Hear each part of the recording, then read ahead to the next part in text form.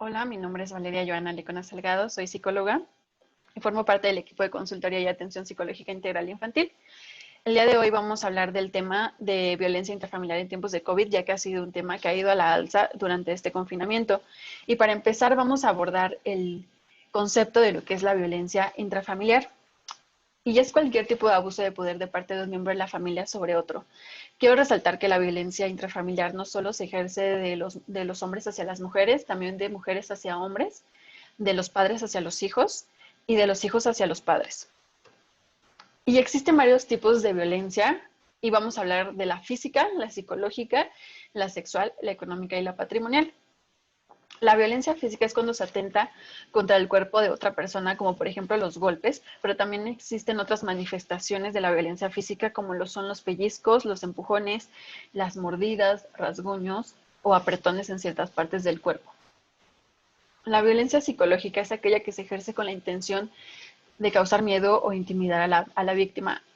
Esta violencia la podemos ver manifestada en los insultos o groserías hacia la persona, también con adjetivos calificativos que pueden dañar a la persona, como por ejemplo el decirle tontito, tontita, que de cierta forma se minimizan para que no parezcan una violencia psicológica, pero si a la persona le afecta, están ejerciendo este tipo de violencia que más adelante pudiera causar problemas o conflictos en la parte de la autoestima de esta persona que está siendo dañada.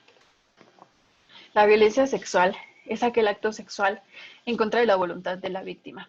En la violencia sexual no solo se refiere al coito, también se manifiesta de otras formas, como por ejemplo felaciones, por ejemplo las caricias, los besos o los toqueteos que son sin consentimiento de la persona.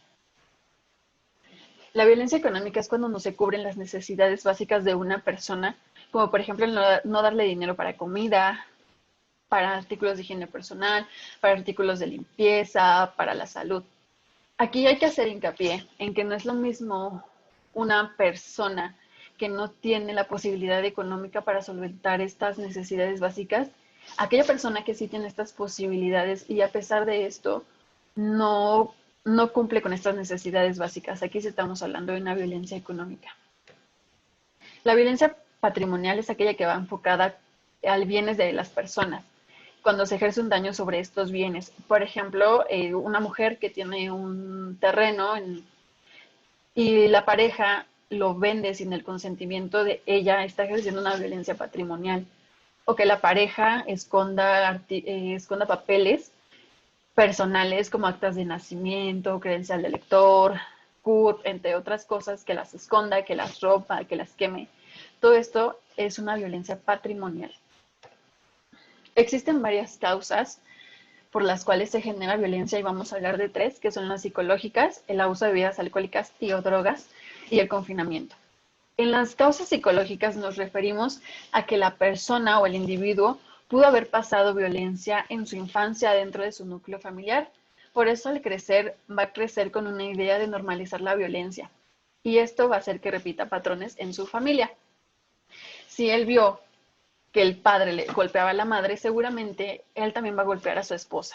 O si fue un hijo violentado por el padre o por la madre, tal vez él ejerza esta violencia sobre sus hijos. El abuso de bebidas alcohólicas y o drogas. ¿Por qué? Porque este tipo de sustancias lo que hacen con el cuerpo o con la persona es causar un descontrol. Hay personas a las cuales las puede alterar o emocionar demasiado y hay personas a las cuales las puede bajar un poquito de ánimo, entristecerlas, por así decirlo. Pero cualquiera de estos dos estados causan conductas conflictivas y pueden distorsionar la realidad de la persona. Yo creo que a todos nos ha tocado en algún momento estar en algún evento social y ser testigos, pues de alguna pelea de personas en estado de ebriedad o a lo mejor solo una, que pudo haber malinterpretado una mirada o pudo haber pasado la persona sin la mínima intención de causar algo, pero chocó con ella y la otra persona lo malinterpreta como algo personal y puede desencadenar un conflicto o una pelea. Todo esto es por estas consecuencias o características que hacen este tipo de sustancias. Y la otra es el confinamiento, que es el tema que estamos abordando el día de hoy. El confinamiento nos ha afectado de manera general, ya que nuestras rutinas se han roto completamente. Ya no salimos a trabajar, ya no salimos a tomar otra vez el café con las amigas, con los amigos. El día de hoy convivimos más tiempo con la familia, con los hijos, algo a lo que no estábamos acostumbrados anteriormente y puede ser un factor estresante. Los pequeños que están en casa tal vez también frustrados por no ir a la escuela, por no salir, por no jugar, está generando este tipo de estrés y tensión en la familia. La parte económica es algo que también ha frustrado a mucha gente, ya que muchos empleos se perdieron. Muchos jefes y jefas de familia han perdido sus empleos a causa de este confinamiento. Hubo mucho recorte de personal y claro que esto los lleva pues a un estrés por no saber qué es lo que va a pasar con ellos el día de mañana o por esta familia que está a cargo de ellos. Todo esto es un factor estresante. Y la última cuestión es la parte de los roles que actualmente ejercemos, que ya no ejercemos a lo mejor solo el ser el jefe o jefe de familia, ahora también somos maestros, doctores, los quehaceres de la casa, algo a lo que no estábamos acostumbrados y que también nos está estresando. Y como dato estadístico, les quiero compartir que el Secretariado Ejecutivo del Sistema Nacional de Seguridad Pública nos dice que la violencia intrafamiliar ha aumentado un 17% a diferencia de enero de este año.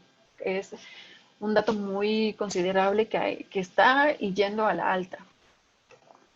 Pues bueno, para ir terminando, quisiéramos dejarles algunos números en los cuales pueden pedir ayuda si están pasando por alguna situación de violencia.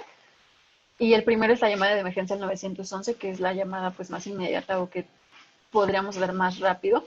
La atención a mujeres en situación de violencia, el Centro de Justicia para las Mujeres, la Agencia del Ministerio Público especializadas en violencia intrafamiliar, sexual y de género y la Comisión de Derechos Humanos. Estas instituciones les pueden brindar ayuda psicológica y legal si ustedes así lo requieren.